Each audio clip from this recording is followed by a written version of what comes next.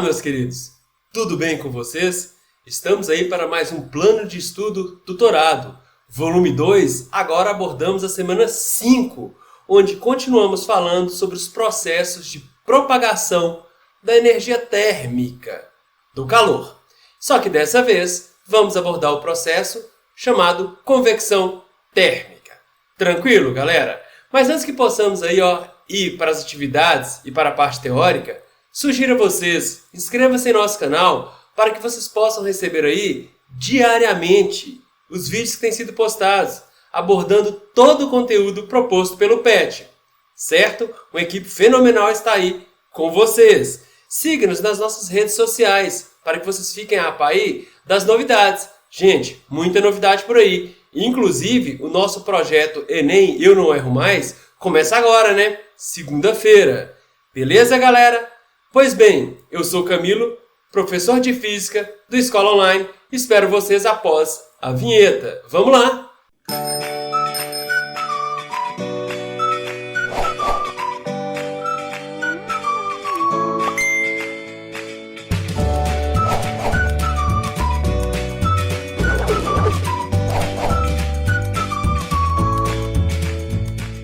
Pois bem, galera, vamos falar sobre propagação do calor, o processo. Primeiro, gente, calor é uma forma que a energia térmica se propaga entre os corpos quando há diferença de temperatura entre esses corpos. Já falamos isso várias vezes, né? E essa energia térmica ela flui espontaneamente, naturalmente, de regiões de maior temperatura para menor temperatura, até que se atinja o equilíbrio térmico. Beleza?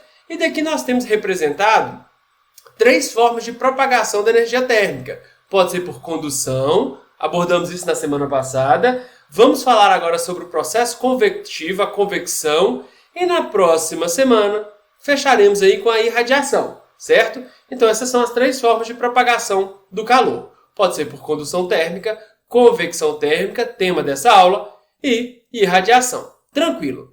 Convecção térmica. É o seguinte, imagina aqui, você está aquecendo água. Como está nessa chaleira?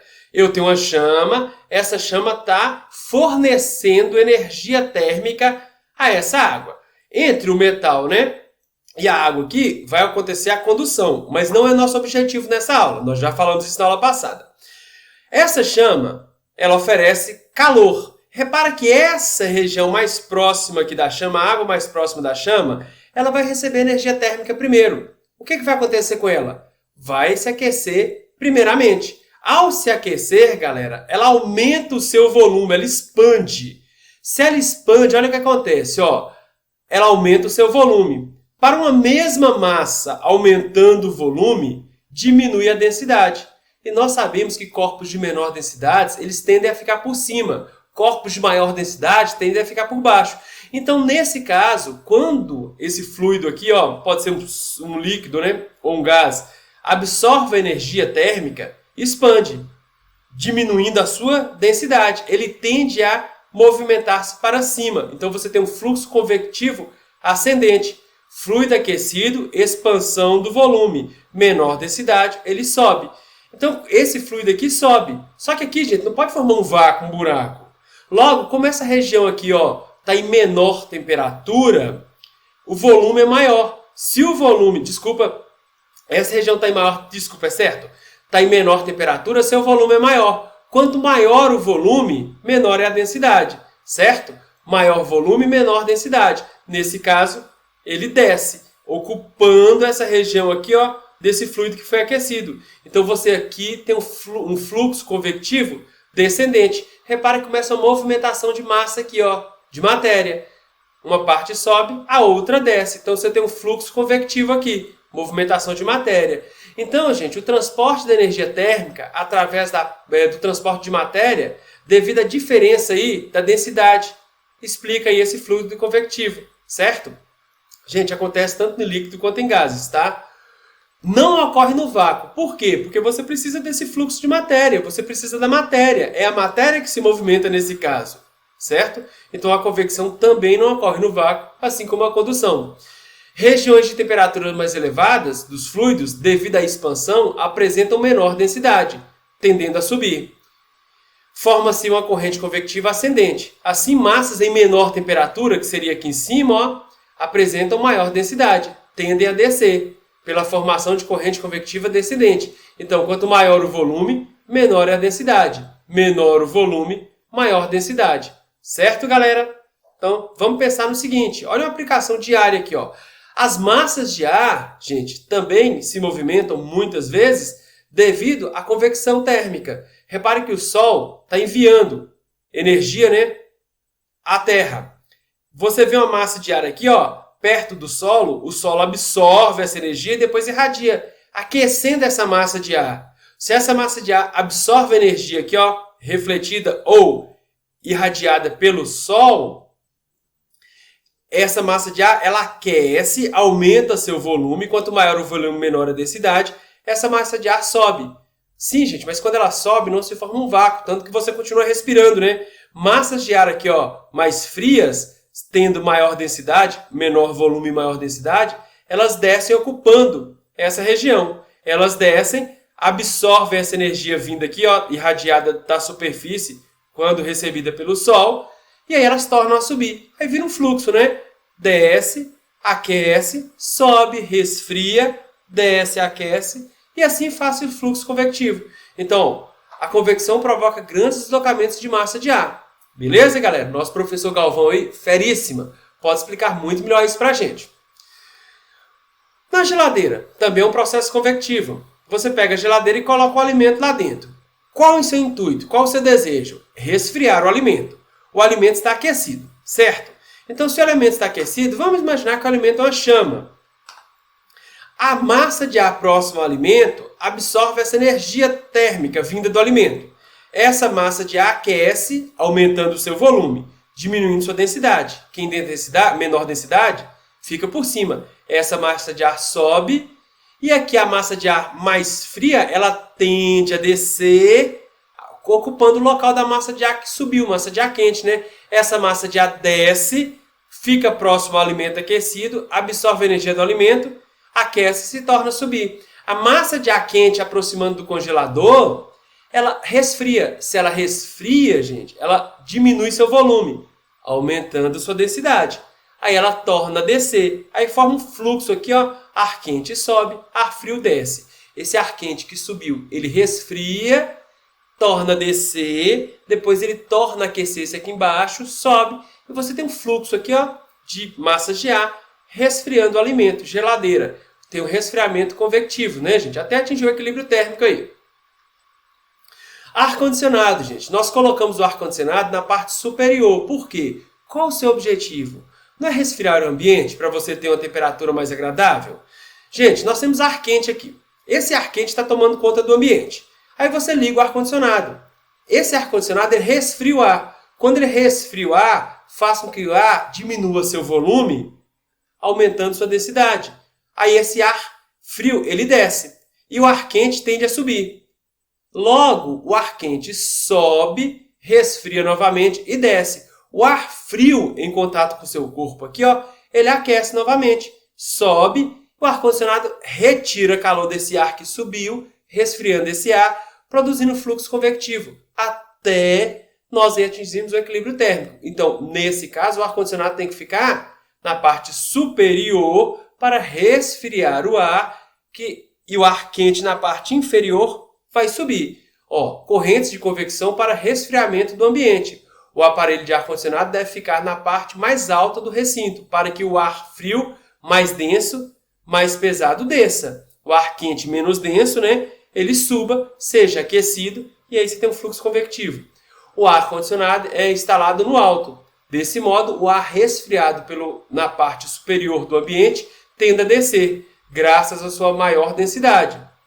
O ar aquecido na parte mais baixa do ambiente subirá e será resfriado. Tranquilo, galera? Mas nós temos também os aquecedores. Qual é o objetivo do aquecedor? Certamente você está numa região onde a temperatura ambiente está mais baixa, né? Está bem frio. E você quer aquecer o ar. Agora você não quer resfriar. O aquecedor ele é utilizado para aquecer o ar e te dar conforto térmico. Logo, gente, o ar está frio. O ar frio, naturalmente, ele ocupa a parte superior. Aqui também eu teria ar frio. Só que você liga o aquecedor. Esse ar frio aqui, ó, é aquecido pelo esse aquecedor. Quando ele é aquecido, o que acontece com ele? Ele tende a subir, né? O ar quente tende a subir e o ar frio tende a descer. Quando o ar frio desce, ele é aquecido, sobe, e o ar que está lá em cima, frio, tende a descer. Até você ter uma corrente convectiva, você tem um fluxo de matéria aqui, até você atinge um equilíbrio térmico, uma temperatura que você deseja aí que traga conforto térmico. Nesse caso, você quer o ar ambiente mais aquecido, nos aquecedores. No ar-condicionado, você deseja um ar ambiente, né, mais resfriado. Os aquecedores são instalados próximo ao piso dos cômodos, já que a densidade do ar quente é menor que a densidade do ar frio, fazendo com que o ar que sai do aquecedor suba, elevando a temperatura de todo o cômodo. Quando você usa o aquecedor é porque o ambiente está frio, você quer aquecer esse ar. Pois bem, galera, um outro fenômeno que envolve a convecção térmica é o uso de exaustores, certo? Exaustores, esse dispositivo que vocês veem sobre o telhado de indústrias, né, empresas, regiões onde você acumula maior número de pessoas, ou regiões naturalmente onde são mais aquecidas, né? Imagine o seguinte, ó, a temperatura externa é 32 graus Celsius. Sem o exaustor, você vai ter aqui um fluxo de calor e esse ar mais aquecido ele tende a subir, verdade? Ele tende a subir e se acumula nessa região superior. Ele se acumula nessa região superior formando um bolsão de calor, um bolsão de massa com elevada temperatura. Isso faz com que todo esse ambiente seja aquecido. Então a temperatura desse ambiente, 40 graus Celsius. Esse ar quente produz uma temperatura interna aqui maior do que a temperatura externa. Aí você vai lá e adapta um exaustor. O ar quente, o ar aquecido vai subir naturalmente, só que quando chega aqui ele consegue escapar, ele passa pelo exaustor. E aí inclusive existe uma renovação de ar, né? Você pode até ter aqui nesse caso ar por outro ambiente aqui, ó, ar em menor temperatura, a 32 graus Celsius, adentrando. Então você consegue manter essa temperatura a 32 graus Celsius, que é a temperatura externa, devido a você não acumular aqui, ó, esse ar quente que naturalmente sobe. Então, gente, não pense que o ar é mais frio que entra pelo exaustor. Não, é o ar aquecido ambiente que sai pelo exaustor e a renovação de ar acontece em geral por outras entradas aqui, ó, fazendo com que o ambiente fique mais agradável termicamente. Os exaustores comuns em mercados e galpões são usados para que o ar quente que sobe possa circular para o exterior das construções, mantendo-as resfriadas. Então esse exaustor aqui, a função dele é deixar que esse ar quente ao subir escape e não acumule. Tranquilo? Gente, vamos abordar um outro tema muito interessante, só vamos deixar aí com quem realmente entende, gente nova, elegante e sincera, certo? Vem aí, meu parceiro, gente bonita. Ué, o que eu tô fazendo aqui? Mas isso daqui é física. É aula do Camilo. Ei, e essa boina aqui? Que é isso? Pessoal, o Camilo me convidou para falar com vocês a respeito das brisas e da inversão térmica. Um tema que ele é proveniente tanto da geografia como da física, mas é mais comum de ocorrer justamente na geografia. Eu, grandiosamente feliz da vida, aceitei o convite dele para falar um pouquinho com vocês a respeito de inversão térmica. Pessoal, inversão térmica ocorre justamente em ambientes urbanos, mas principalmente no inverno. Na teoria, aqui nós temos um esquema do fluxo normal do ar. O ar em superfície ele tende a se aquecer, o ar frio fica em altitude, dessa forma, o ar frio ele é mais denso, desce, o ar quente sobe, ocorrendo a dispersão dos poluentes em altitude, dispersão do ar em altitude. Porém, com a inversão térmica no início da manhã, a cidade ela se mantém fria por mais tempo. Assim como na ilha de calor a cidade se mantém quente por mais tempo, durante as primeiras horas do dia ela se mantém fria por mais tempo. Por isso, o ambiente urbano na inversão térmica ele se mantém frio nas primeiras horas da manhã e se forma uma camada de ar quente sobre a cidade. Opa, o ar frio não é mais denso que o ar quente? Dessa maneira não ocorre a troca de ar por altitude. A área urbana ela está constantemente emitindo poluentes, principalmente cidades industriais. Dessa forma, esses poluentes eles não vão se dissipar em altitude, eles vão se acumular muito próximo à cidade. Faz com que a qualidade do ar nas cidades fique péssima, pessoal. Beleza? Com uma piora considerável da qualidade do ar nos ambientes urbanos. Por isso, pessoal, a gente tem que tomar muito cuidado. A poluição atmosférica, ela é um problema muito acentuado no inverno, quando nós temos inversão térmica. Continuando, pessoal, falando das brisas. Pessoal, o ar sempre se movimenta de uma alta para uma baixa pressão. Durante o dia, na praia, por exemplo, o continente ele fica mais quente do que o oceano. Dessa forma, se forma uma baixa pressão atmosférica sobre o continente e uma alta pressão atmosférica sobre o oceano. Por isso que durante o dia a gente recebe o vento de cara na praia. Olhando para o mar, ele vem e bate na sua cara. Aquele vento gostoso, nós chamamos de brisa marinha, pessoal. Beleza? Oceano, alta pressão. Continente, baixa pressão. Durante a noite, o continente fica mais frio que o oceano.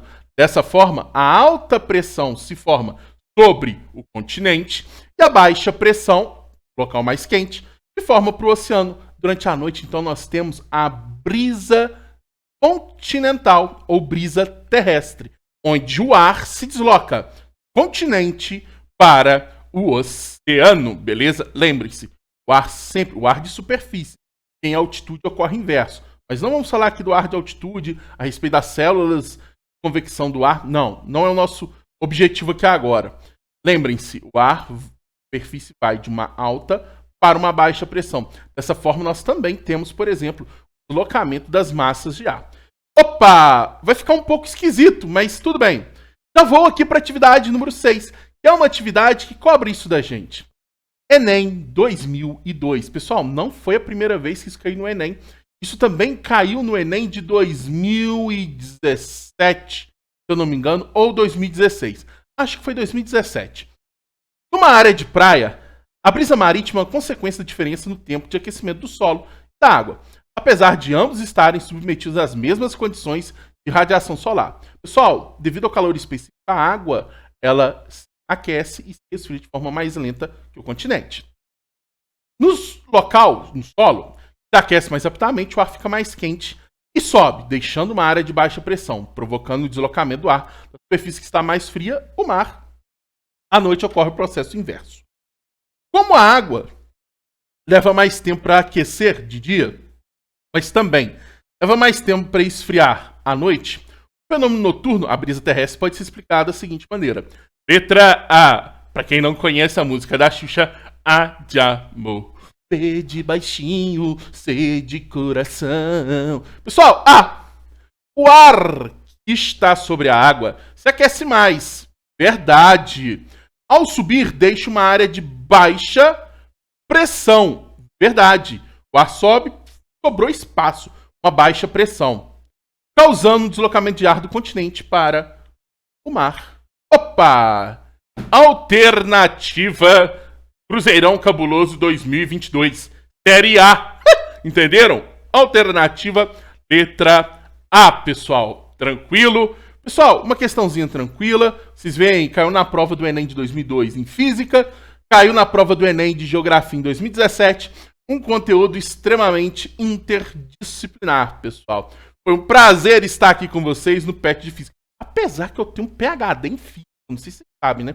Inclusive, eu fui professor do Einstein. Ah, professor, mentira, o Einstein já morreu, o Einstein era muito mais velho. Pessoal, a música do Raul Seixas, Eu Nasci há 10 mil anos atrás, foi baseada em mim, tá bom? Então eu sou velho pra chuchu. Sou mais velho, inclusive, que o Charles, acreditem.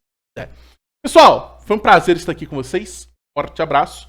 Continue aí com as outras atividades. Tamo junto. Voltei! Pois bem, gente, agora vamos para a atividade 1. Faça um pequeno texto explicando a transmissão de calor por convecção. Cite 3 exemplos de convecção térmica. Pois bem, gente, vamos aí realizar um pequeno texto aí, ó. A convecção consiste no transporte de energia térmica. Chamam de calor aí, mas calor é o processo que se dá esse transporte.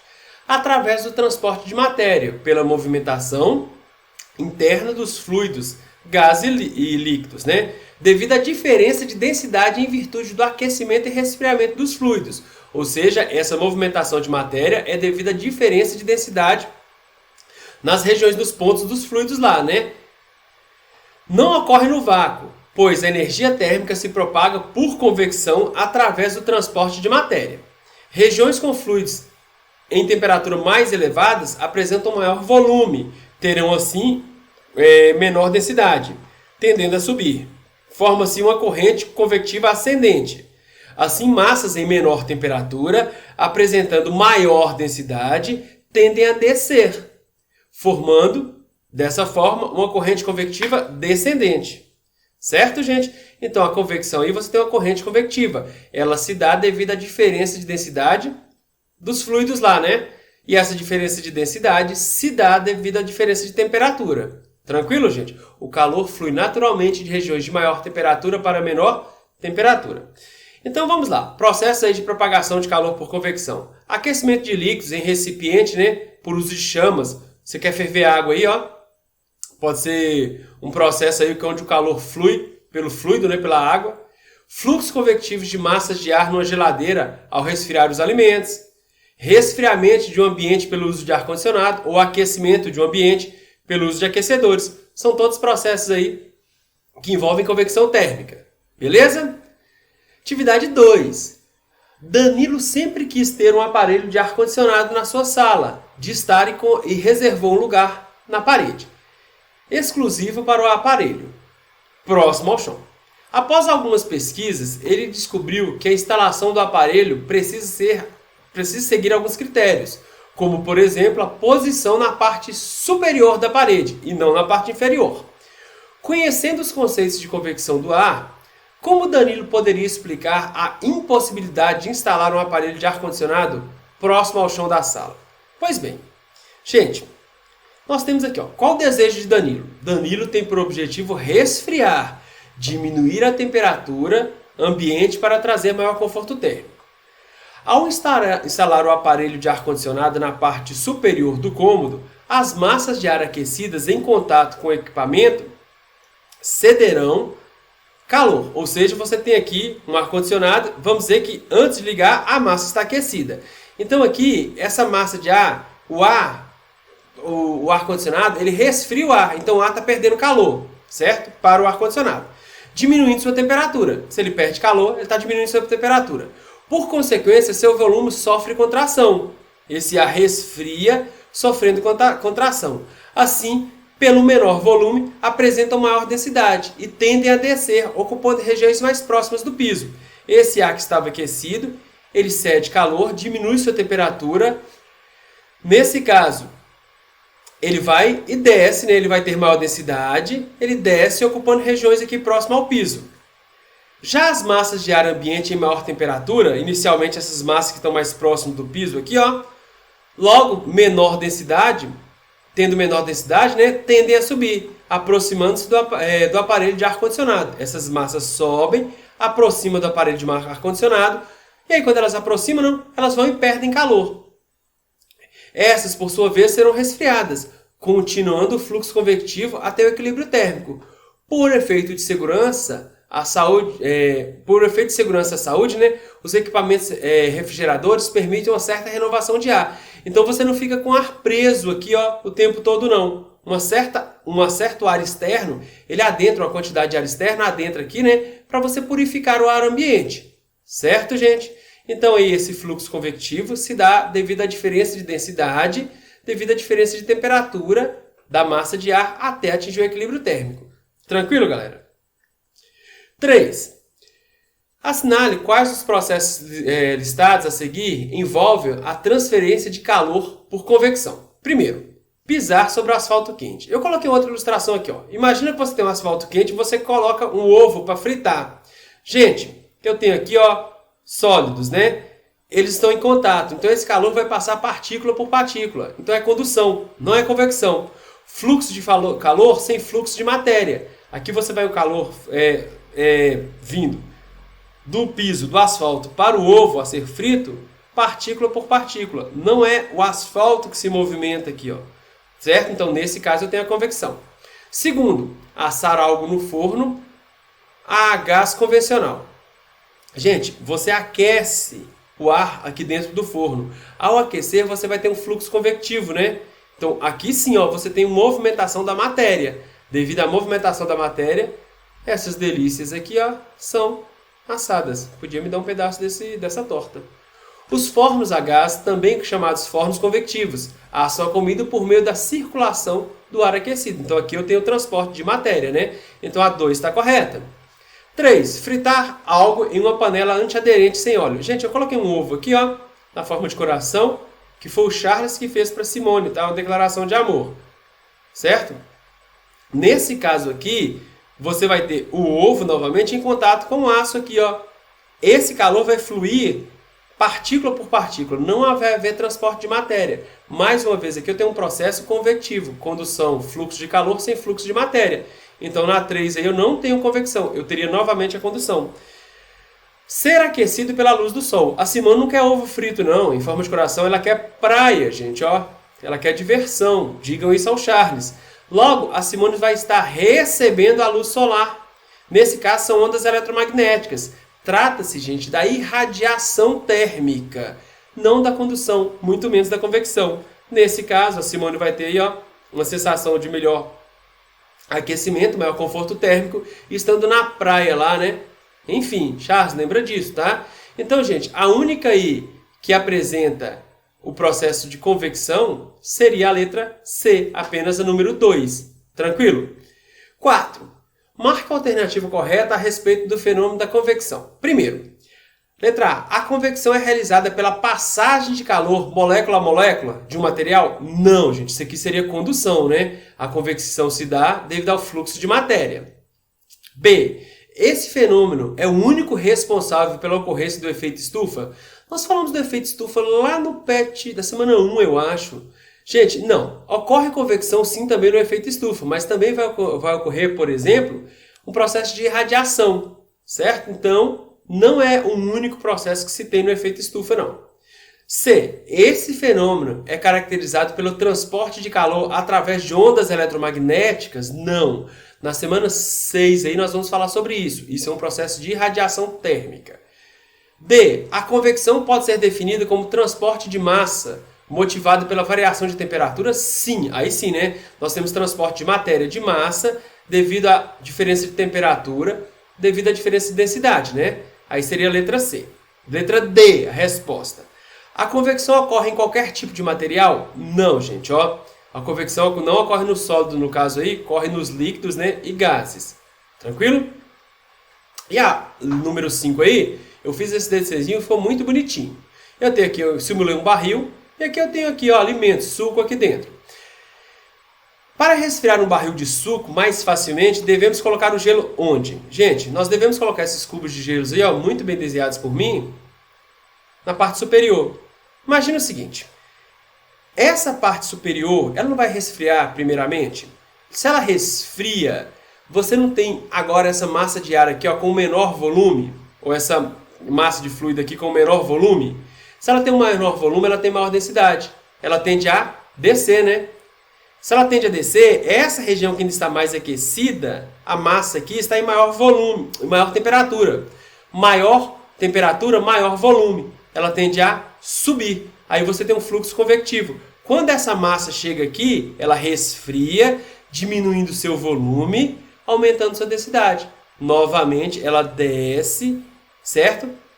Ela rouba calor aqui, aquece e sobe. Você tem um fluxo convectivo. Se você colocasse o gelo aqui, ó, a densidade da massa nessa região seria maior. Se a densidade é maior, gente, quem tem menor densidade fica por cima, sobe, né? Já que a densidade seria maior se você colocasse o gelo na parte inferior aqui, você dificultaria esse fluxo convectivo. Então, a melhor opção é colocar gelo na parte superior para que haja um fluxo convectivo, né? Esse fluido aqui, ó, em maior temperatura e menor densidade sobe, depois ele resfria, desce, aquece e aí você tem um fluxo convectivo. Beleza, galera? Questão 6. Galera, questão 6 foi realizada por quem tem mais propriedade, por quem sabe mais, né? Agradeço imensamente ao nosso querido professor Galvão aí pela participação. Muito obrigado mesmo, Galvão. E chegamos ao final de mais uma semana, galera. Vencemos a semana 5 aí. Gente, convido a vocês, ó, eu não erro mais. O nosso projeto Enem está começando, certo? Fiquem ligados aí. Visite a nossa plataforma lá, www.plataformaescolaonline.com.br, e assim vocês terão contato com o material didático oferecido para que vocês nos acompanhem nosso projeto Enem, Eu Não Erro Mais. Galera, eu sou o Camilo, professor de Física da Escola Online, e espero vocês na semana 6. Forte abraço!